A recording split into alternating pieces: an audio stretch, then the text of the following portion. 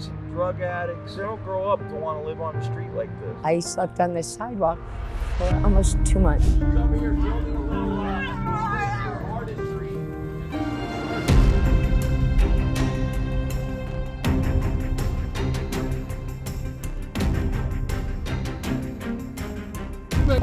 Too bad. Check out the background. Listen, man.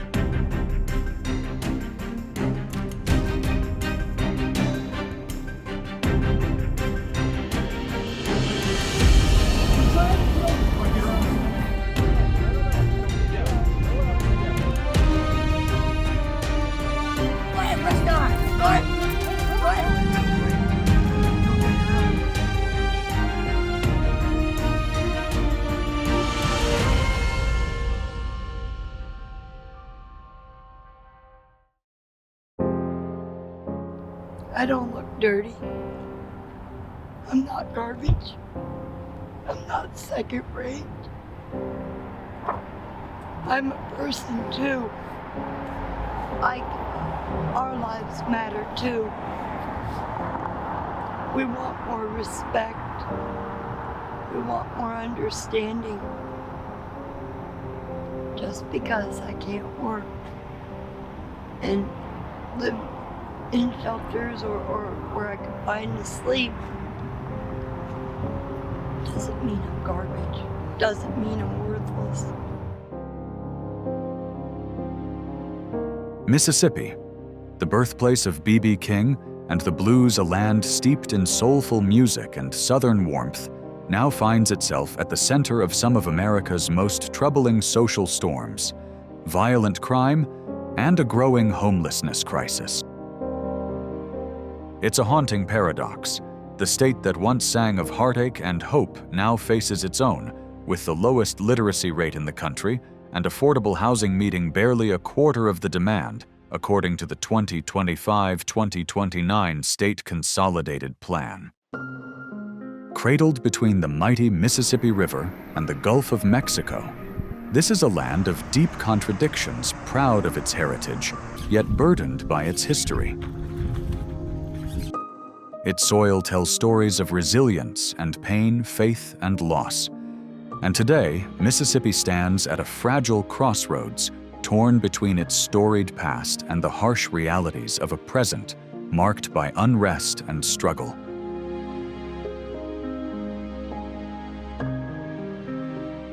In just the past few days, what should have been joyful homecoming gatherings across small Mississippi towns turned into scenes of heartbreak. At least 8 lives were lost in separate incidents, with the deadliest in Leland, deep in the Delta region, where 4 suspects have since been arrested. The tragedy only deepens Mississippi's struggle. In recent years, Jackson, the state capital, has carried a painful title splashed across national headlines: the murder capital. It's a label no city wants, and it speaks volumes about the uphill road ahead. With a gun death rate of 28 per 100,000, Mississippi sits at the top of a list no one wants to lead. Here, poverty isn't just a number, it's the match that lights the fire. It fuels everything from petty thefts born of hunger to the kind of violence that tears families and neighborhoods apart. And none of these problems stand alone. Crime, poverty, and homelessness are tangled together like the roots of an old tree, each feeding the other, each harder to untangle. But beyond those grim statistics are real faces: parents, veterans, workers, kids, people just trying to hang on and make it through another day. So how did Mississippi end up here? And more importantly, where does it go next? Let's dig in together, because to truly understand today's crisis, we have to look at the ground it was built on.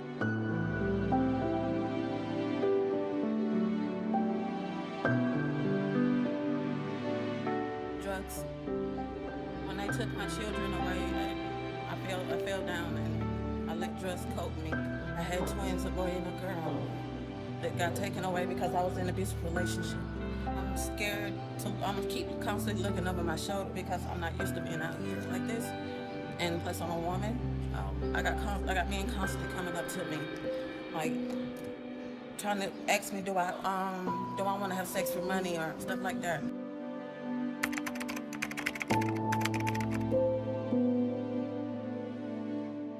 With a poverty rate hovering around 19 to 20%, the highest in the United States, it's no surprise residents face barriers that seem insurmountable. Persistent hardship passed down through generations has kept families trapped and pushed the state's economy to the bottom. The numbers on homelessness are especially striking. A record low rate of 3.5 per 10,000 people, far below Hawaii's astonishing 80.5, or crowded New York's 73, might suggest stronger community ties than bloodlines. But don't let those averages fool you. Zoom in on Hinds County in central Mississippi, and the 2025 point-in-time count reveals hundreds of people packed into shelters, their stories as varied as the Delta's terrain veterans drifting after overseas deployments, single mothers fleeing abuse, and people broken by a quietly rising opioid wave in remote rural areas. On the Gulf Coast, in places like Biloxi and Gulfport, the problem is heating up with 200 to 300 new cases of homelessness since January. Soaring rents and post-pandemic shortages have turned motels into makeshift housing. The pandemic poured gasoline on the fire. Job losses hit low-income communities hardest, pushing many families to the brink. Hospitals and clinics already stretched thin are struggling to keep up. Housing insecurity has been creeping up, not in the form of the tent cities seen in California, but in overcrowded homes, temporary lodging, and scattered encampments across cities like Jackson and Gulfport. If the roots run this deep, can quick fixes ever work? Or do we need to rethink the whole system? Before answering that question, let's take a closer look at what's actually happening right now and the stories behind it.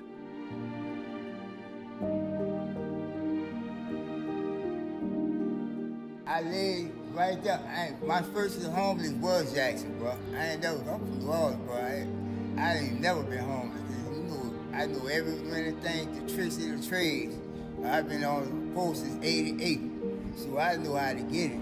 And down here, I had to go it another way, but hey, I got in where I fit in.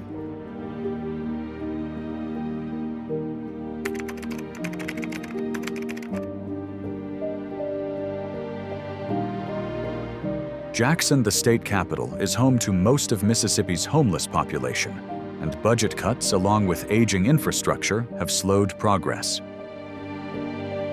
Last summer, during an extreme heat wave with temperatures soaring above 100 degrees Fahrenheit, a downtown encampment ran out of drinking water, leaving dozens of people at risk of heat stroke until volunteers arrived with bottled water.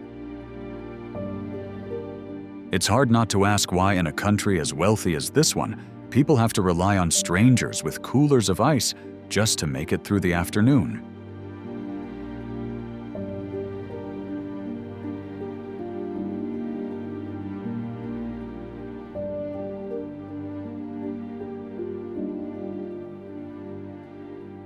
The line between homelessness and survival-related crime is heartbreakingly thin. Many of the names appearing in arrest records for petty theft or loitering belong to the same people sleeping outdoors outside abandoned motels. Addiction, mental health struggles, and psychological trauma aren't excuses. They're the everyday realities that shape life here.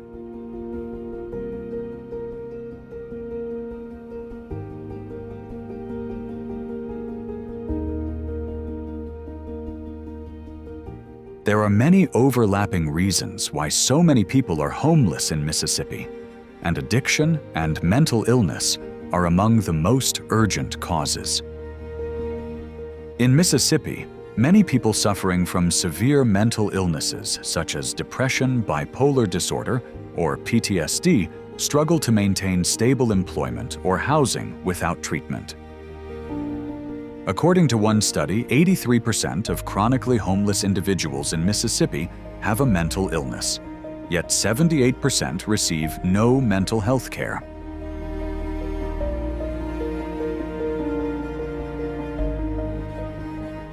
Moreover, substance abuse often occurs simultaneously. Alcohol prescription opioids, methamphetamine, and other drugs are frequently misused as a way to self-medicate emotional pain or cope with stress. Studies show that a large percentage of homeless individuals suffer from substance use disorders, and those dealing with both addiction and mental illness face even greater challenges.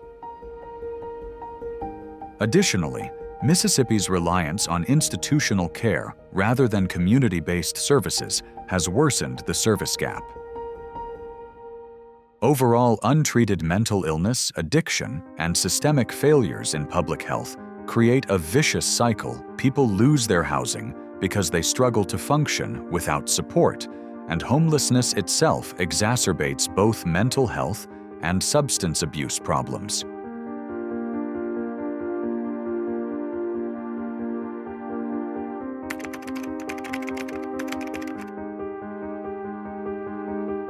Tim Hudson, 53, is scraping by on the streets of Tupelo after a string of personal tragedies. His slide into street life began in 2017 when he landed in prison on drug charges. Misfortune piled on relentlessly. His mother passed away just a few days later, and his sister took her own life not long after their mom's death. 2017, I had to go to prison for making a mistake of using drugs after 12 years. My mom passed away 23 days after I got there. My sister committed suicide 9 days after my mother passed away. After I got out of prison. That double gut punch dragged Tim into a deep depression. After getting out of prison, even though he kicked his addiction following a bad accident in 2019, he still couldn't break the vicious cycle of losing jobs and winding up homeless for nearly 2 years straight. He's game for any gig out there, from construction to painting, just aching for one simple thing: a spot he can lock up and crash in his own bed. He lays out the brutal hurdles job hunting woes. Without a steady address, he can't promise to show up on time because the cops might run him off any minute. Not having a place to clean up makes him flat out embarrassed to even apply.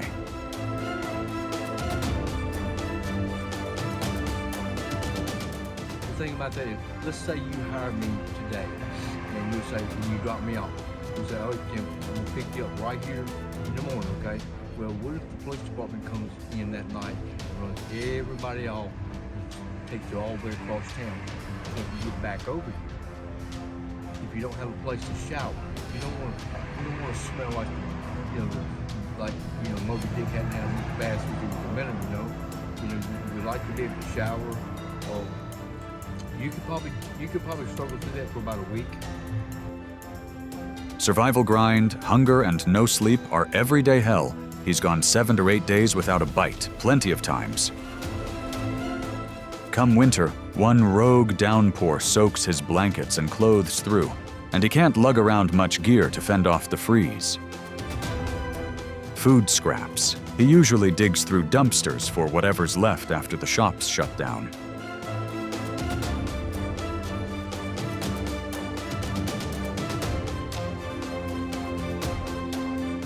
Tim owns up to the screw-ups in his past that got him here, but he wants folks to get it straight.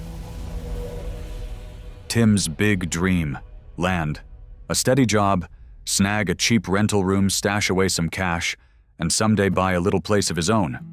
He's just pleading for one fair shot at work and getting back to regular life.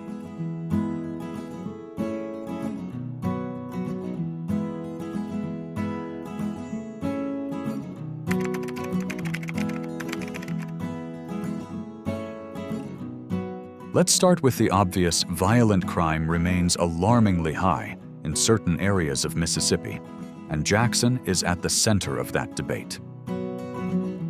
For 2 consecutive years, national media outlets have described Jackson as the murder capital, a phrase I dislike but can't ignore because it reflects both the statistics and the reality.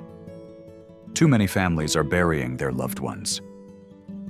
Labels can be lazy, but they also force us to reflect. Why do some neighborhoods continue to experience the same traumas year after year?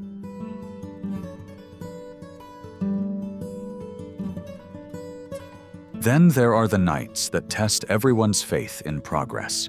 During this year's back-to-school weekend, shootings in several small communities shattered the familiar rhythm of fall football and family reunions. In Leland, 6 people were killed and more than a dozen injured. Federal and state agencies acted quickly, and the FBI announced 4 arrests in connection with the case. Elsewhere, more lives were lost in Heidelberg and on a college campus. It's hard to capture the full weight of how such events affect a state where Friday night lights are almost a religion. The painful question that lingers afterward is this: how do we keep our children and our traditions safe without turning schools and stadiums into fortresses?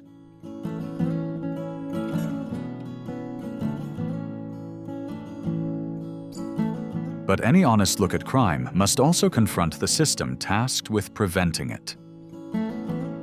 The U.S. Department of Justice's findings about Lexington, a small majority black city, described policing practices so pervasive and discriminatory that they crossed both moral and legal lines. Reading those pages gives real pause. It reminds us that public safety depends on public trust, and that trust erodes when people feel targeted for minor infractions or treated as sources of revenue instead of neighbors. Reform here isn't a slogan, it's the foundation of any strategy that hopes to endure.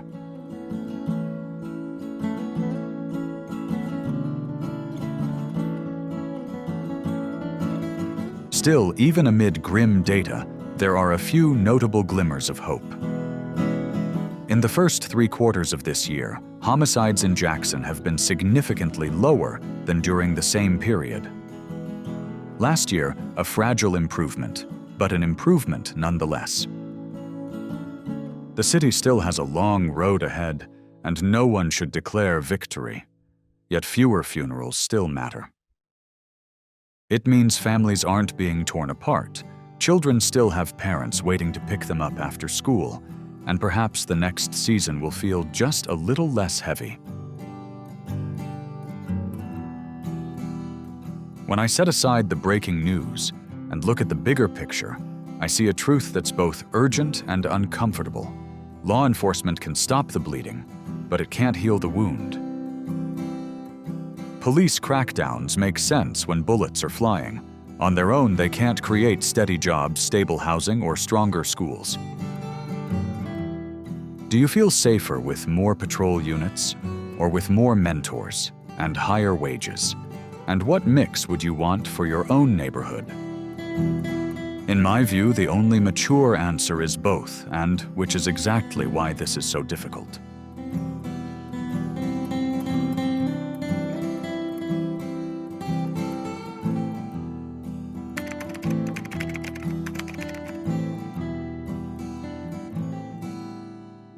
This overlap is impossible to ignore. The areas with the highest rates of violent crime are often the same places where people live without stable housing. For example, downtown Jackson shows how poverty addiction and lack of opportunity can intertwine like vines. Some residents become victims, robbed or assaulted because they have nowhere safe to go at night. Others pushed to the edge by desperation turn to petty crime just to survive. The cycle keeps turning, and if both ends aren't addressed, it only tightens.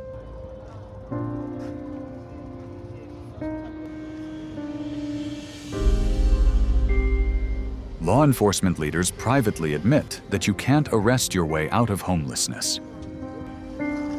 Yet it happens all the time. Ticketing people for sleeping in public or panhandling might clear a street corner for a day, but it doesn't fix why they're there in the first place.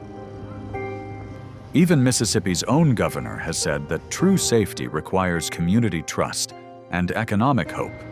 But funding for mental health care and affordable housing remains among the lowest in the nation. How do you balance accountability and compassion when both seem to be in short supply?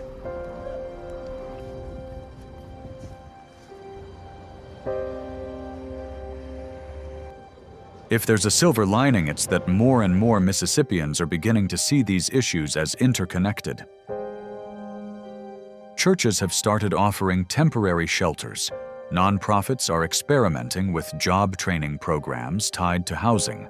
And even police departments are partnering with social workers to divert nonviolent offenders.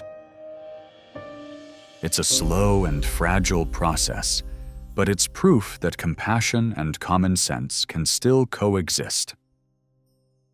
However, to truly understand the cost of inaction, we have to look at what this means for the communities themselves.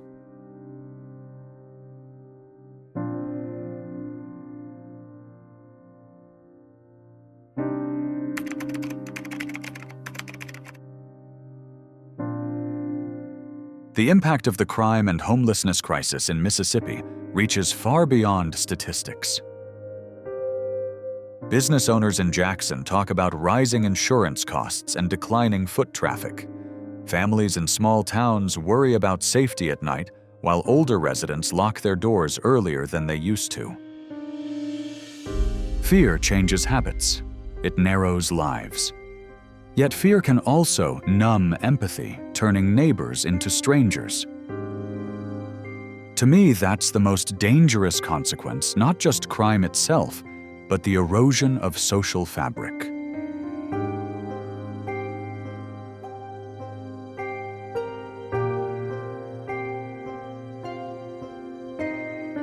Politically, the crisis has deepened divisions.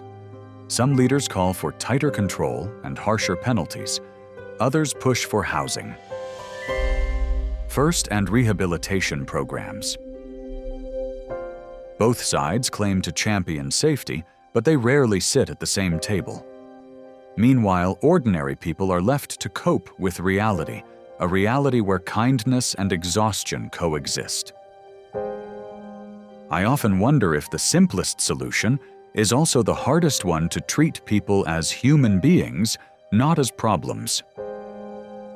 Mississippi has the resources to begin again. It has land faith networks and communities that, despite everything, still care. The question is whether compassion can outlast indifference long enough to rebuild trust. And maybe that's where real change begins. If we've come this far, then perhaps it's time to talk about hope, even when things get hard.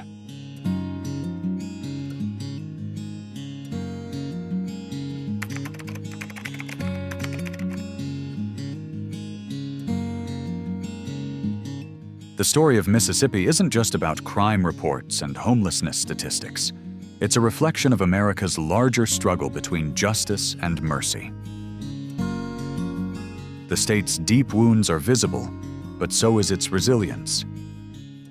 The streets of Jackson may carry pain, but they also carry people who refuse to give up. Every outreach worker handing out meals, every pastor opening a church basement, every young officer choosing de-escalation over arrest each is planting the seeds of renewal.